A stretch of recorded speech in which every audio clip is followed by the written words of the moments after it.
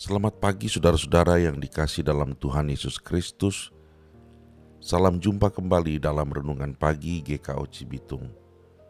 Pagi ini di awal minggu, kita bersyukur kepada Tuhan untuk kesempatan yang diberikan kepada kita kembali mendengar firman-Nya.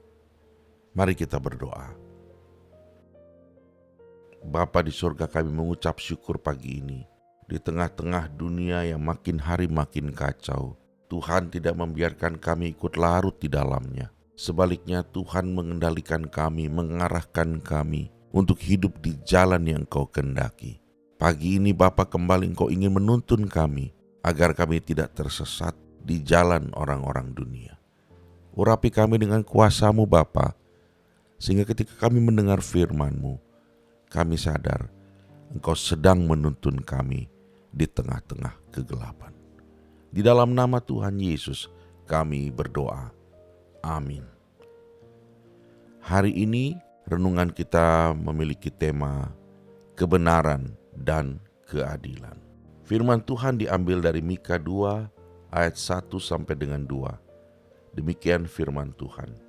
Celakalah orang-orang yang merancang kedurjanaan dan yang merencanakan kejahatan di tempat tidurnya, yang melakukannya di waktu fajar, sebab hal itu ada dalam kekuasaannya, yang apabila menginginkan ladang-ladang, mereka merampasnya, dan rumah-rumah mereka menyerobotnya, yang menindas orang dengan rumahnya, manusia dengan milik pusakanya.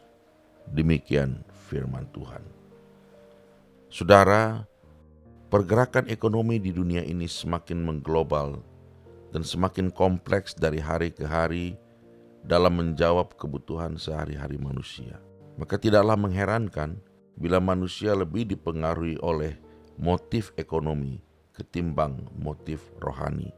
Tidak jarang kita temui berbagai jabatan-jabatan penting dan jabatan tinggi dilacurkan, bahkan dikorbankan hanya untuk mendapat keuntungan materialis sebanyak-banyaknya. Para pemimpin bangsa, masyarakat, dan juga gereja seharusnya penuh dengan pengendalian diri yang kuat. Gaya hidup pemimpin seharusnya meniru Kristus yang sangat ugahari, sangat mementingkan kesederhanaan.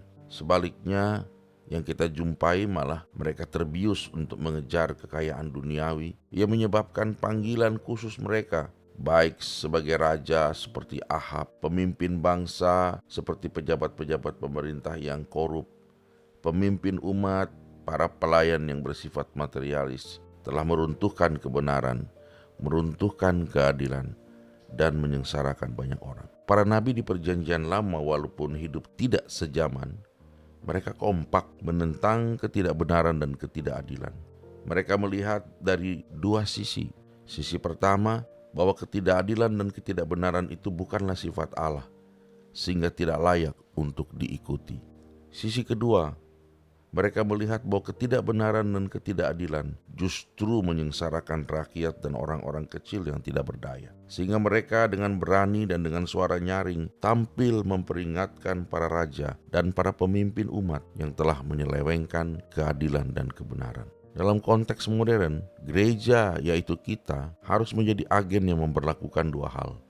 Pertama-tama, gereja dalam dirinya sendiri tidak boleh menjadi pelaku ketidakadilan atau pelaku ketidakbenaran, baik dalam konteks internal gereja maupun dalam kesaksian gereja. Selanjutnya, gereja sebagaimana para nabi di perjanjian lama menyerukan suara kenabian guna menegur dengan tegas semua bentuk ketidakbenaran dan ketidakadilan yang terjadi di berbagai tempat, bahkan di dalam dirinya sendiri, tanpa harus merasa takut kehilangan keanggotaan, persembahan, serta pada akhirnya saudara, mendorong semua pihak-pihak menentukan guna terciptanya penegakan terhadap kebenaran dan keadilan.